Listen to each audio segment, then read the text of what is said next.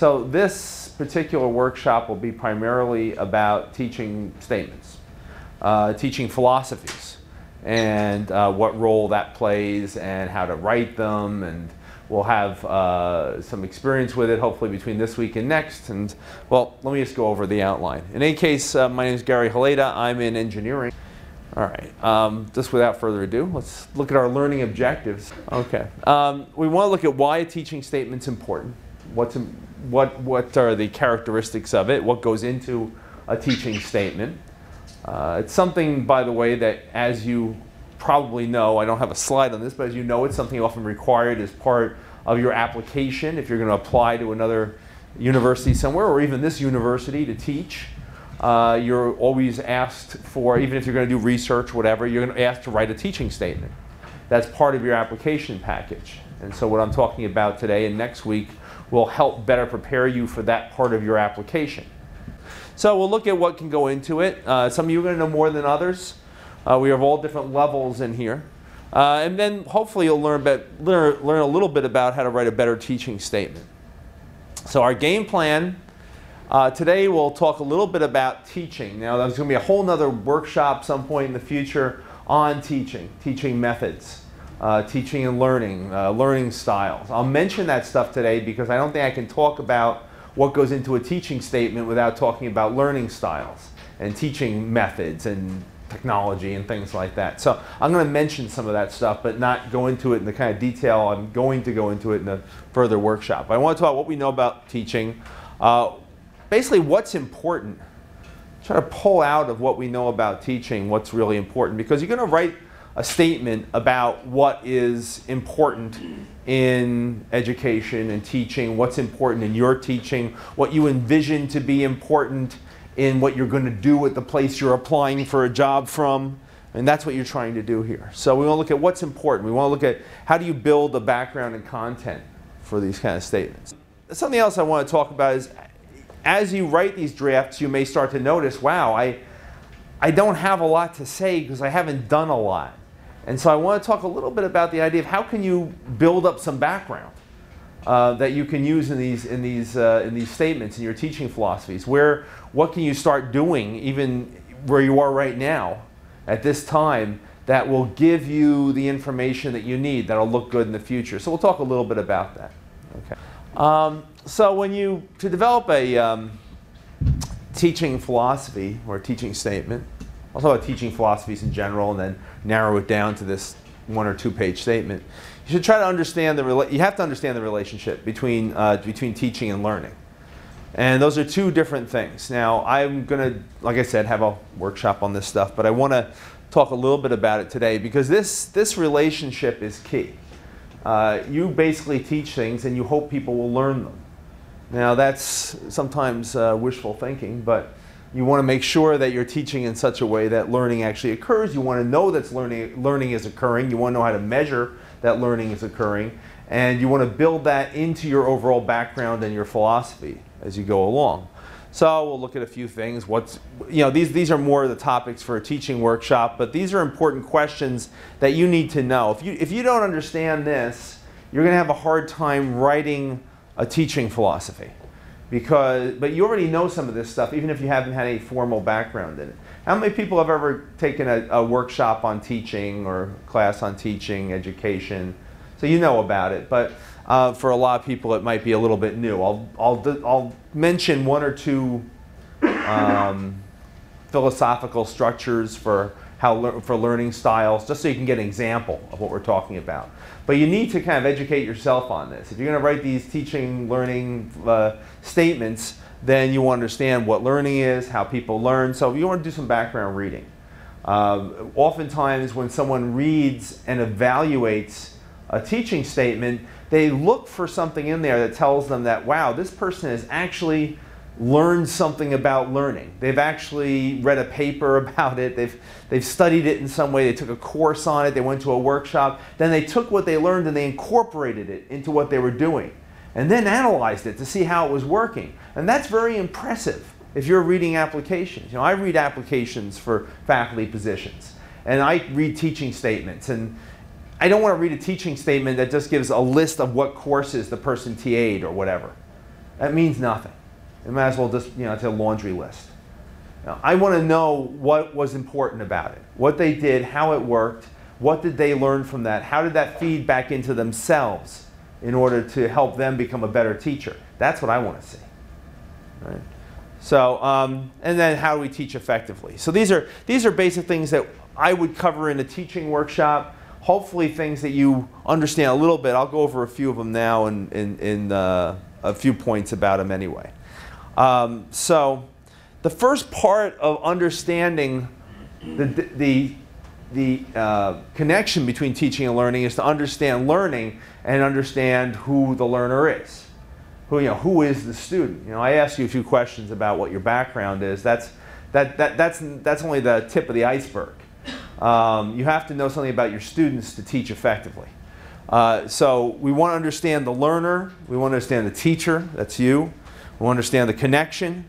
We want to understand the setting. It's a narrative. We're building up it's like we're writing a short story. You want your characters here. So the first character number one is the learner. Right? So we want to know who are the learners, who are the students, what do they want. When you say who are they, I also want to know what they know, how they approach what they do. What is the nature of their learning? How do they do it? If you don't know how they do it, how are you going to teach them? Right? So what do they want? How can you better understand the students or the learners and focus your teaching methods on what they need? They come in with certain needs too, and you have to understand that. To be able to express that in your teaching statement is important. That you understand that the students you are receiving, that you are coming into your class, have certain needs. Their needs might be, I just want to graduate, I want to get out of here, I want to learn some, Other ones are like, well, I want you to prepare me for a career. Other ones are just saying, well, this is a required course. Some are saying, well, this is a technical elective. I'm taking it because I'm interested in the topic. Their needs are important. If you don't understand their needs, if you're teaching a course and you don't even know whether that course is a required course or an elective course, that's terrible. You should absolutely know that. You should know, and if you don't know what your course is a prerequisite for, that's bad. If you don't know what courses were prerequisites for your course, that's bad. Bless you. So these are very important things that you should know. And that helps you know who the learner is, who the student is in the classroom. I always ask this question in a teaching workshop. I'll ask it here for just a second because I want to actually get a little bit of feedback from a couple of people here. Just in your mind, because this helps us understand teaching a little bit better. When you think about a good teacher that you've had versus a bad teacher, but at least we've all had good teachers. We've all had people that have taught us things that we look back on and say, wow, Mrs. So-and-so was great, or Professor so-and-so, they were terrific. That was great. What is it that they do? And this is something you need to think about. And if you haven't thought about it and you're currently teaching, think about it right now. What did they do that made them so good? Because one of the things you want to do is try to emulate things from the past that you have found useful. So anybody give me a suggestion? A good teacher in the past for me always related things back to what was happening in my life. And I know sometimes that's hard because I'm not up with technology. But I'm a theater arts person, and so even in a math class or a science class, there was ways that the teacher could connect that to, to theater or to, a play about science or something like that. So for me, good teachers are ones that can kind of engage with what's happening, relate things to what's happening in other areas, not just. So they find connections that make it important. They find a way to make the material important to you. Yes. Okay. Yeah, that's a better way to say it. No, your way of saying it's perfect. My way of saying it may be different, but it's no better or worse. It's just what I'm saying. Anybody else? Yeah. The best, excuse me, the best teacher I had in high school, he was just so passionate about what he taught. Just excitement just oozed out of him. I mean, he made going to his class something to look forward to. So there's a teacher who was passionate. There's a teacher that helped a person become a problem solver by going through a certain process. teachers that convey how important the material is to you by thinking about it, people who denote learning objectives. So all these different methods. Anybody else want to add anything to that? I mean, I can, if you got one that you're jumping and ready to say, I'm not going to stop you. Sometimes you can think about what's a really bad teacher and then try to think of the inverse. We've all had those too. In a broader-based teaching workshop, I go into the bad teachers because that gives me a chance to tell really bizarre stories. So, but I won't do that right here. Bad teachers do the opposite of all those things. All right. But and so, for a teacher to be able to do the stuff you just talked about, you were talking about basically how a teacher made you feel confident, made you feel that you could learn the material, made you feel that what the material was important, that made you feel, because even enthusiasm is all about making you feel the material is important. You know, if you got somebody who sits there and just drones on in a math class or something like this, it's not important to them, why should it be important to me? So all this comes out of how the teacher prepares the class, how they put it together in their head. You prepare a class here, and then you prepare a class on paper, and then you prepare a class in the computer. But all along, you're preparing it. You're putting it together. You're shaping it. You're shaping it for a purpose. The purpose is not just to fling it out like a giant ball of data mud. Here it is. Learn this. Okay. The purpose is that you actually learn it. You know, it is almost that analogy, and the teacher is not just throwing it out there. What the teacher wants to do is hold this up and have you pull it in. All right? Give you that enthusiasm, that self-belief that you pull it in and then you do something with it. And so it all comes out of basically having a good process, and I go into it in more detail other times, but how a class is prepared, what you do, what sort of activities you create, things like. The reason I'm bringing this up, these are things you want to weave into your teaching statement somehow, especially if they're extremely valuable. How could you do that, what you just said, how could you do that for somebody else in your class? How could you prepare so that people get that same feeling that you got? Now, how could you deliver with enthusiasm so people get the same feeling you got? And something we often don't talk about, assessment. You know, how can you assess? How can you, because one thing people don't often mention, but they often think of a good teacher as somebody who not only fairly assessed the quality of their work, but then didn't just use it as like putting a big thermometer on top of your head and saying, oh, you got this much right and you got that much wrong. Well, that's just what you are, and go away. You know, you actually use that assessment to help the person learn more and help the person get better. So that's what assessment is. Assessment isn't just measuring stuff, that's evaluation. It's what you do with it. All right? We could talk about assessment all day long. Anyone here, you talk about it all day long, all week long, all life long. Keep going. So what I want to talk about is, well, I've got a few quotes actually. I forgot I put these in here. There we go. And I think these quotes are fairly useful. And that I just think they're kind of good quotes that relate to what I was talking about. There's a famous quote from Galileo: "We cannot teach people anything. We can only help them discover it within themselves." I don't really believe that, but I do believe that he's hinting at something in here which is useful. No one's born with thermodynamics lodged in their skull somewhere. They normally have to learn those equations. But when you say discover it within themselves, I think you can stretch that definition a little bit. When you're teaching, I talked about pulling things in, drawing things in. We only draw things in a way that we can then understand them. You can't put a square peg in a round hole sort of thing. You talk about relating stuff to your lifelong experiences, to your life experiences. That means that you're taking the knowledge, or the teacher's helping you take the knowledge and shape it in such a way that you can pull it in. Otherwise, it's just not going to make it. All right, so that's when he talks discover it within yourself, discover it entering yourself. That's what that means. Another one, I like another quote here. I think this is the one that, this is a joke. I like this one. I taught my dog to whistle. I don't hear him whistle. I said I taught him. I didn't say he learned it. So the idea, you can teach things, but the concept is, does someone actually learn it? So this is again, if you think about the difference between teaching and learning, think about this joke here. You can teach somebody something, but what are they going to do with it? How are they actually going to use it? Two more quotes. I like this one. This is an Australian author who won a Nobel, I think. I forget what I was taught. I only remember what I have learned. Very similar to this. So here's a joke version. Here's a quote version. So that's why you really focus on the learner. All right? Education is focused on the people learning, not on you teaching. Very important. Keep that in mind. And finally, one of my favorite quotes, a professor is one who talks in someone else's sleep. But anyway, I can probably pull up examples. I'm a bad professor. I just throw that one in there because that's cute. But don't bore your class. You know, hope you're not asleep. Hopefully you're awake. So try to keep people awake. It's very important. Don't talk in their sleep. And if you talk in their sleep, make sure you tell them important things so they remember them. Okay. I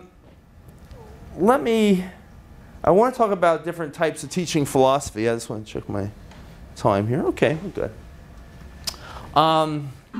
So what have we learned from this? A few things.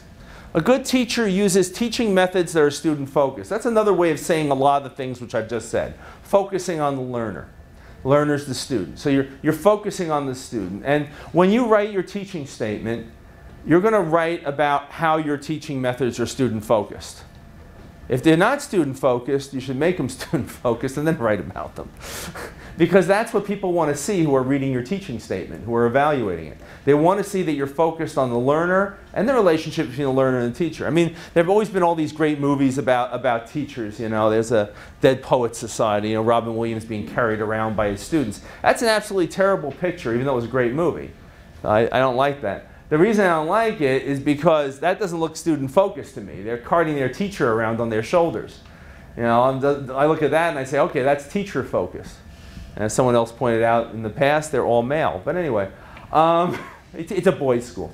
But nonetheless, you know, that's, even though it's a lovely movie, and they're focusing on, you know, this person is obviously the one they're focusing on, the teacher is being focused on. So you want to talk about teaching methods in your statements that are student-focused.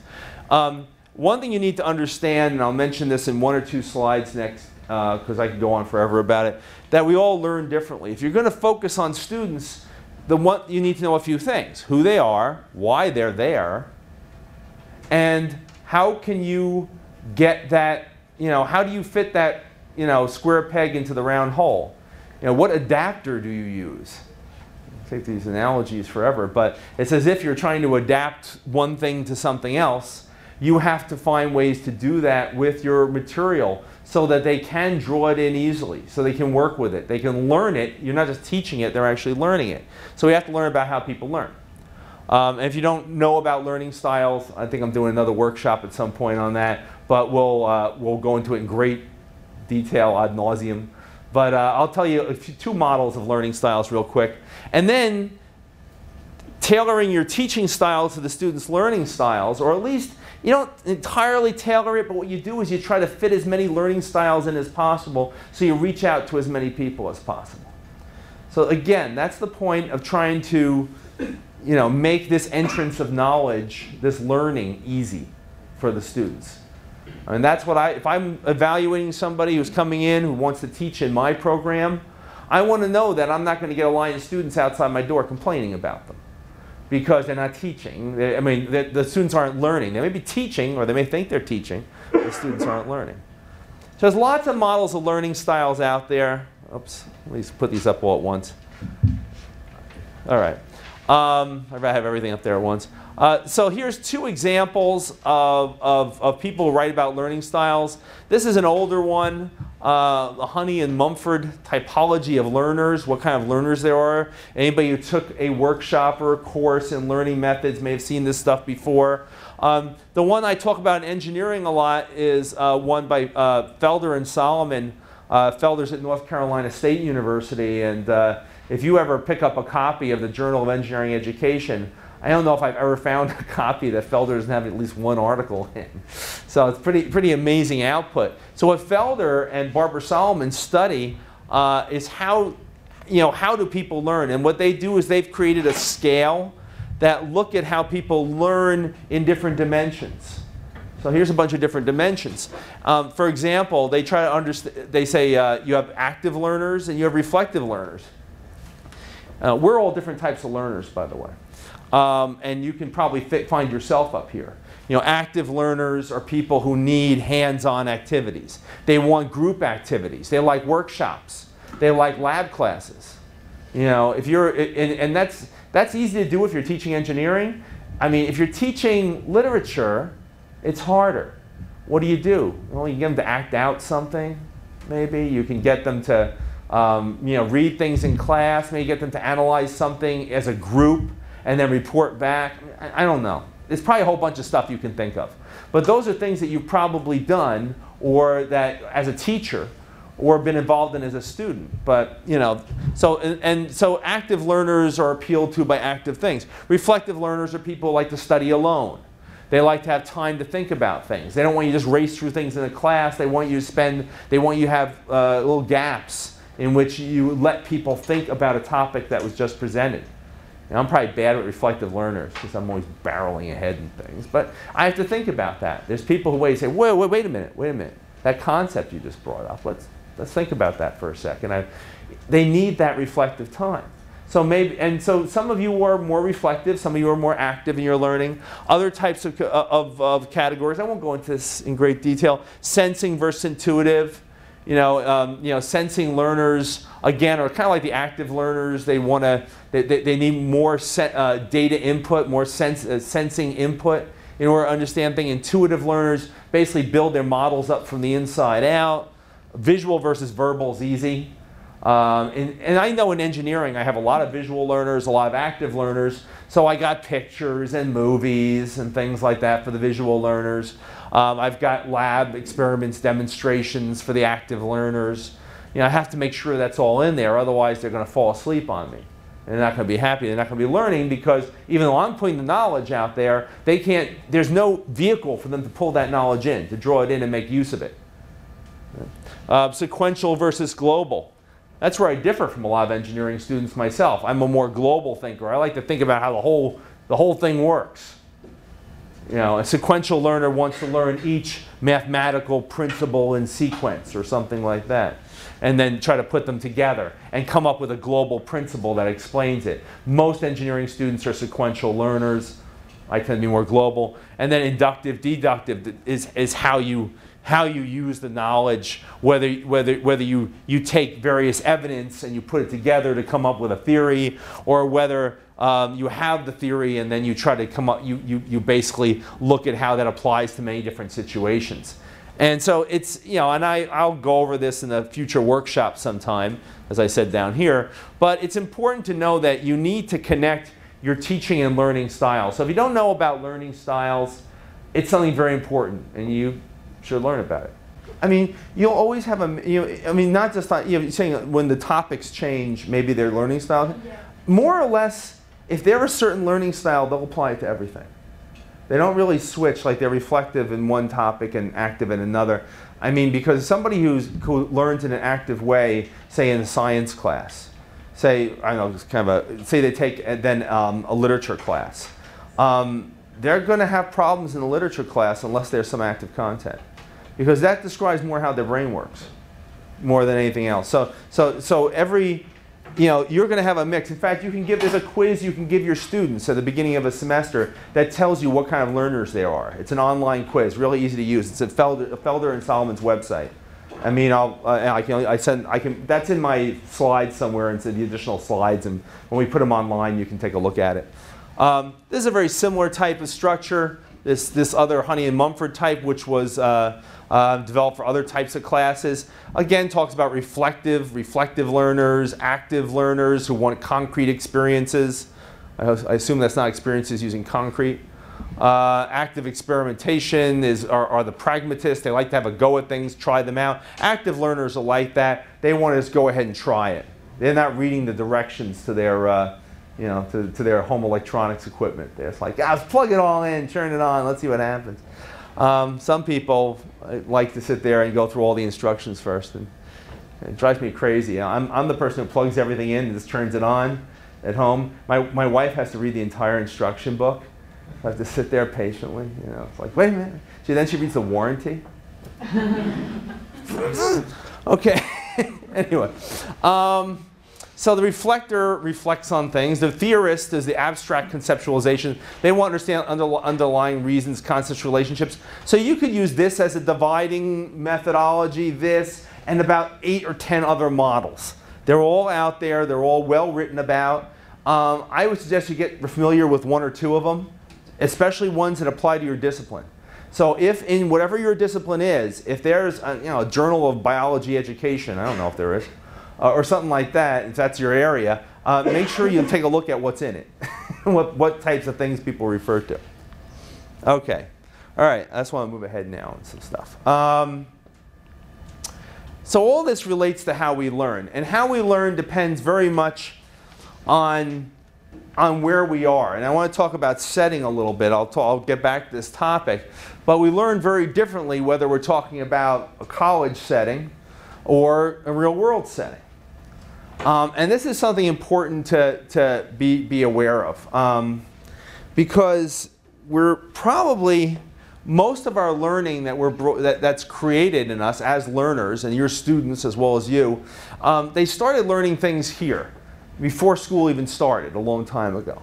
And now they're in this environment, this school environment, where they've been forced to learn in different ways. But this methodology hasn't left them. So it's very important to connect these two.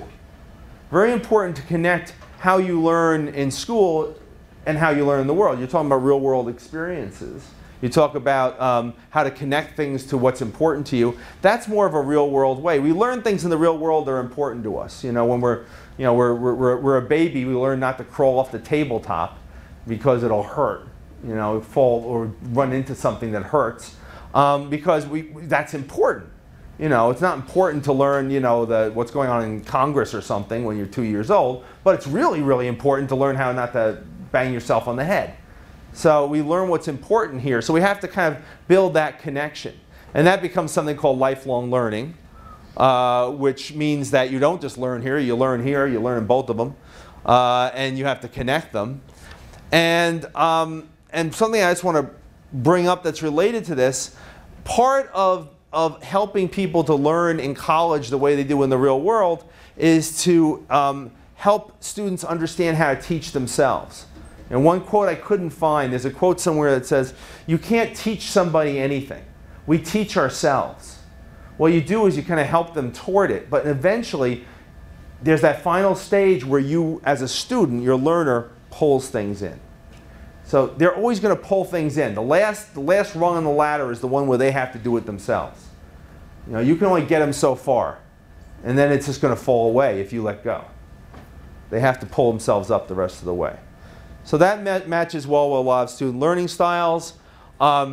So what you want to do in your teaching statements, I want to get back to the teaching statements now, is you want to look at what have you done in order to respond to learners with a mix of learning styles.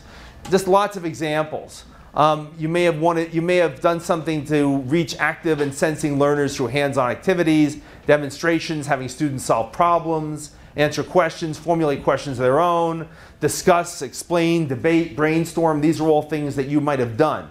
You want to express this in your teaching statement. You can't express everything, but you know what's been successful.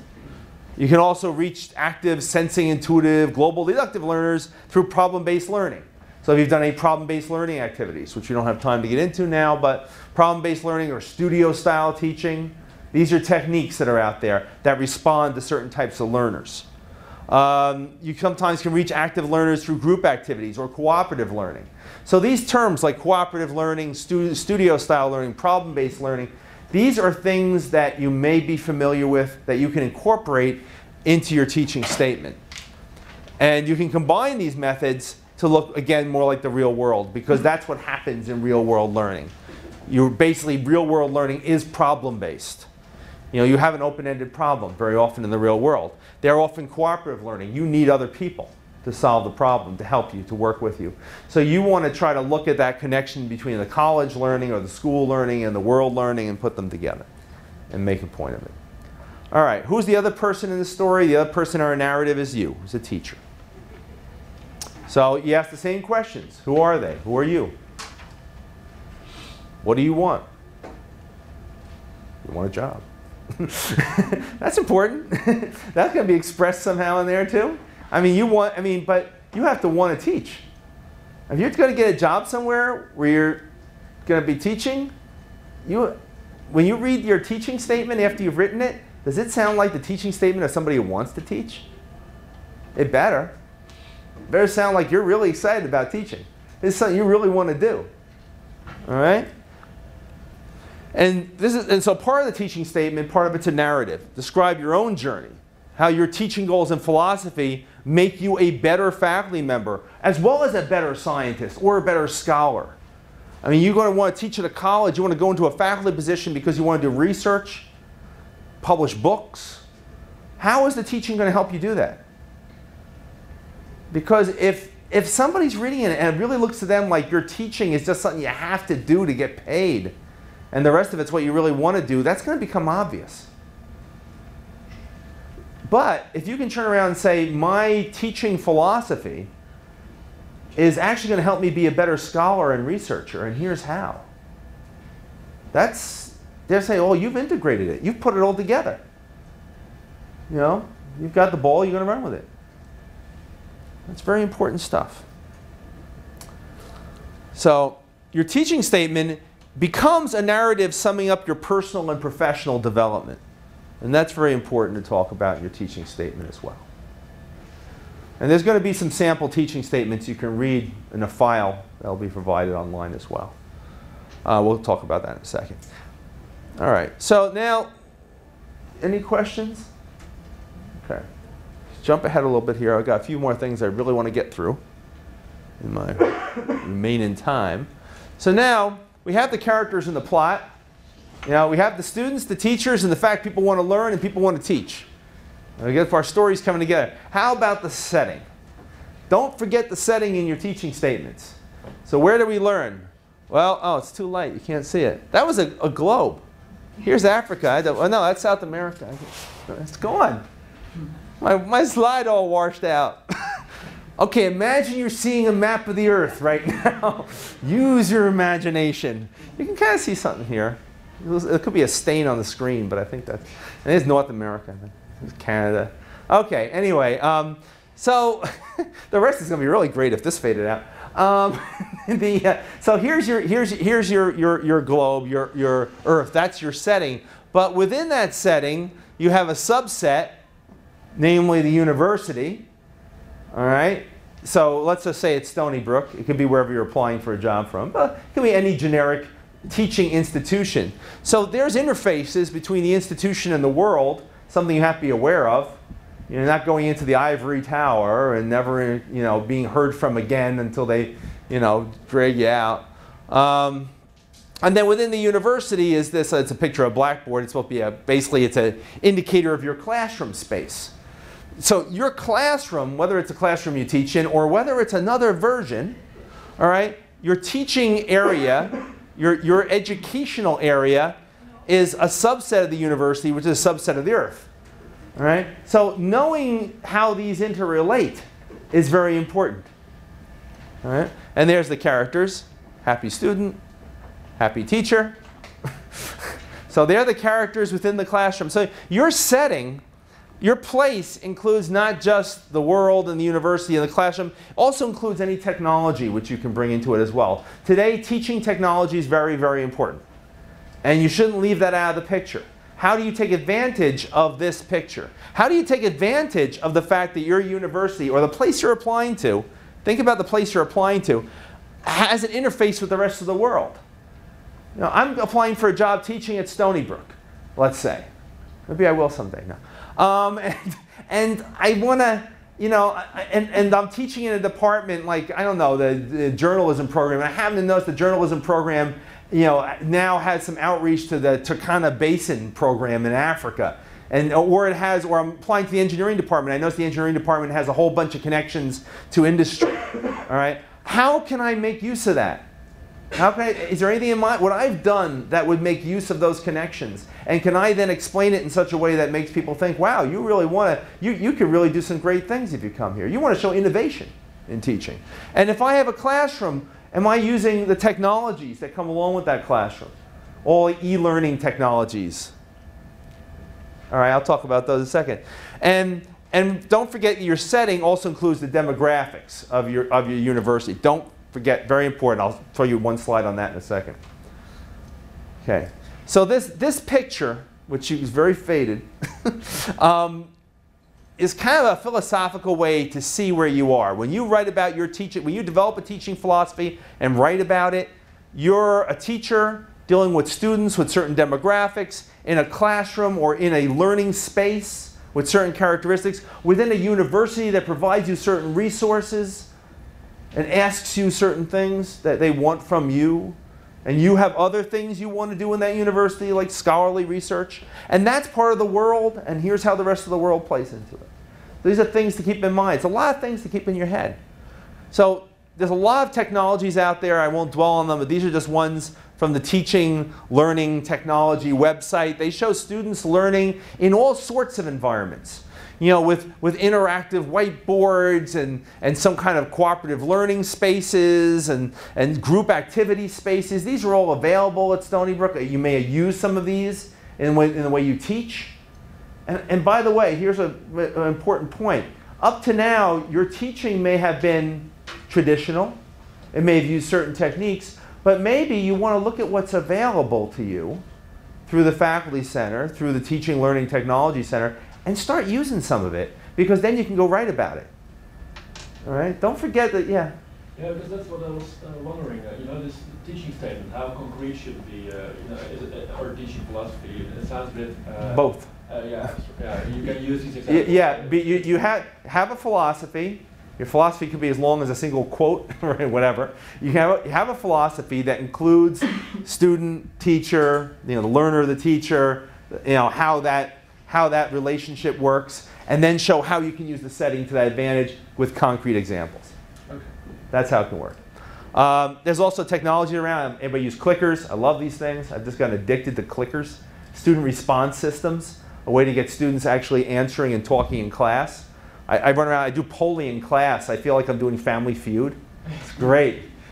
Survey says. And they love it. We have a kick out. Everybody starts talking. You can't shut up the class when you start using these things. There's other technology students use, like portfolios, electronic portfolios. That's just a heading from one student's electronic portfolio in my class. Students can report back. You can use these things for assessment. There's assessment technologies. All these things are out there and they're available. There's course management software like Blackboard. Talk about some of the concrete examples we'll use, but don't just say, I have used A, B, C, and D. That's like saying, I have taught this 3-letter, 3-digit class, this 3-letter, 3-digit class, this 3-letter. Okay. You know, you might as well just make a table with classes and technologies and see if that impresses anybody. No, you should just pull it out and say, I've used course management software, and this is how I've used it to my advantage in order to promote my philosophy, and my philosophy of connecting teacher and student. All right? Then you start getting exciting. And hopefully you excite yourself by doing this. You know, I hope. And by the way, in case you want some ideas, there's the Teaching Learning Technology website lists all sorts of workshops and stuff available. You can go to the TLT website, look down a list. These are all things they offer under faculty services. I just, could spend days going over all the stuff that's in there. I think I've got a talk in there somewhere too. I don't know. Somewhere there's a video of me in there too, I think. It's hiding somewhere. I've never found it. It's probably on the wrong page. I don't know. But like, for example, I looked up educational assessment, design of educational assessment. And this is the beginning list. There were like 30 classes I could take, online classes they offer. I mean, it's just, and then you could take some of this and then use it and then report back how you used it and how effective it was. And put that, make a little blib about that in your teaching statement. Again, very impressive. So just more ideas. So you can go to this website on your own and take a look at it when you get a chance. Hayakawa, who was a senator from California, I think. Wasn't? Yeah, I think so. And also an educator who wrote a number of books on education, had this great quote: "Good teachers never teach anything. What they do is create the conditions under which learning takes place." And I think of the whole bunch, that's my favorite quote. And part of that is the setting I just mentioned. So to include in your narrative, your story, you want to include the relationship between learner and teacher. And this is what I want you to do in your homework, when you write a teaching statement. Your personal and professional development is in there as well. Did you take classes in education? How did you use that information? If you haven't, have you tried to do something new because you knew somebody who did something cool and you adopted it? It's part of your professional development. Any of those things can be professional development. It doesn't have to be a class like this. It can be something you just came up with. You invented it. That can be impressive if it worked. You know, I decided to teach my class standing on my head. I took a survey afterwards, found out students were impressed I could stand on my head. As a result, they learned that I got a headache. You know, it's like, whatever. I mean, if it's useful, you can put it together. How to make the most effective use of techniques, like I talked about different learning techniques and technologies. And also, I forgot, I'm just leaving this in the end here. Don't forget about where you're applying, for example, for a job. There is issues of diversity that are extremely important, depending on, especially what kind of school you're applying to, and what are the diversity challenges that you can respond to, and how do you respond to them? That could be cultural, ethnic, gender-based, age, economic, life experience, all sorts of things. So know what the challenges are in your field and when you're applying, and to the place you're applying to. So if you're applying to teach engineering, know that there are issues concerning gender diversity issues in engineering when you have more female students in engineering disciplines, and help retain those students. How do you build better retention for female students in engineering? That might be something you address in your teaching philosophy. Very important to the school you're applying to, perhaps. So find out what's important in that school. Are you applying to a school that is a minority-serving institution? All right? Are you applying to a school that's these are terms that NSF uses. You know, emerging Hispanic colleges. Right? There are different terms that are defining the demographics, the challenges. You're applying to a school in an EPSCoR state. There's a large Native American population. There's more issues, and there's some emerging issues too. So these diversity, so know the demographics and special challenges where you're applying to. Some of these we know a lot about. We've read about a lot: cultural, ethnic, gender diversity, which varies depending on which discipline you're talking about. There's also the challenge of variability in preparation and skills. Some schools have to spend more time working with students with more diverse skill sets and knowledge coming in. How do you deal with that? Can you help? You basically want to tell people in your application, you want to tell people how you can help them. Right? There's also new challenges. For example, economic diversity. If a lot, we have some growing economic chasms occurring in societally, and how and that can affect access to educational materials, restricted schedules because many students work full time, undergraduates work full time. That's another challenge. How do you deal with that? Also age, for example, returning students. There's many veterans re-entering the educational system from community college and four-year college levels. They have special needs. Have you read about that? Have you read about how your course could help them? Or your teaching technique?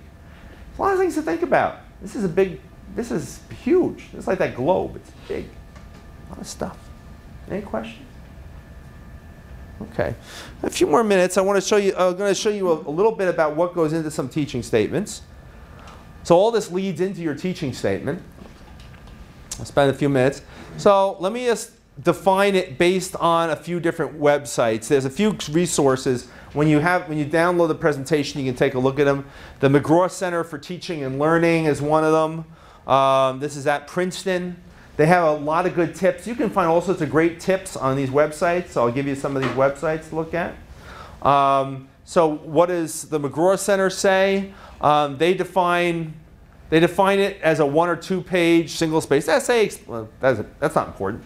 Explains your teaching strategies and goals and grounds them in the context of positions you have held and seek to hold. That's a very general definition. That didn't tell you all the cool stuff I just told you. But that's a bottom line what it is. All right, so I want you to write this. It's a narrative. It's a story about your teaching. It's a statement that covers issues like intellectual and creative skills and knowledge you aim to enable your students to achieve. What do you want to help your students to do? You want to help them learn. Is there something specific you can say about that? How do you see your role as teacher? Who are you? How do you interact with the students? The connection between teaching and learning. How do you organize your time? How do you address challenges? And how do you obtain and respond to feedback from your students? So it's pretty much the stuff I just said. Don't forget the bottom part, the assessment part. That should be in there too. How do you use assessment? These are a few tips from an article called Developing a Philosophy of Teaching Statement from Nancy Van Note Chisholm at Ohio State University. Know your audience. Use technical terms as appropriate. Sometimes, depending on where you're applying, you'll use terminology relevant to that field. If you're applying for a teaching position in a department that has a graduate literature program, you may use a certain different language. If you're applying for a marine sciences job, teaching, it's going to be different words, different technical terms. Your statement should be reflective and personal. That's what we said before. Should relate to your personal development. What brings teaching philosophy to life is the extent to which it creates a vivid portrait of a person who is, very important, intentional about teaching practices and committed to career. It better sound like you want to teach when you read back that statement. Have somebody else read your statement. Take a look at it. I'll read them. We'll look at them next week. But have somebody read them. Think about, am I reading the statement of somebody who's excited? Questions to ask yourself. I don't want to get into this too much. Well, I've got a few minutes, I guess. We have 5 minutes? 5 minutes. Okay, what conceptions, these are other things to ask yourself or think about in that article. What conceptions or misconceptions about concepts or inquiry in your field do students bring to your classrooms? That's another type of diversity of knowledge coming in. In my case, I think of that in terms of they come in, what if their math preparation came from a lot of different angles? What if their science knowledge is sketchy in some areas and I'm trying to put together an applied science, an engineering class? How do I deal with that diversity of viewpoints? If you're in literature or something else, there's another type of diversity. Religious studies, another type of diversity. So it's not just diversity of culture and where you were born and how much money you have and how old you are. It's the diversity of how your brain works and what you're thinking about, what you know, past knowledge as well as learning styles. How do you get your students interested or intellectually engaged with your field? What kind of problems do you ask? How do you pose them? What questions do you teach? You don't have to do all this stuff, but these are just good guidelines. What kind of questions do you teach your students to ask? How do you teach them how to answer questions? How do you explain or otherwise help students understand difficult ideas?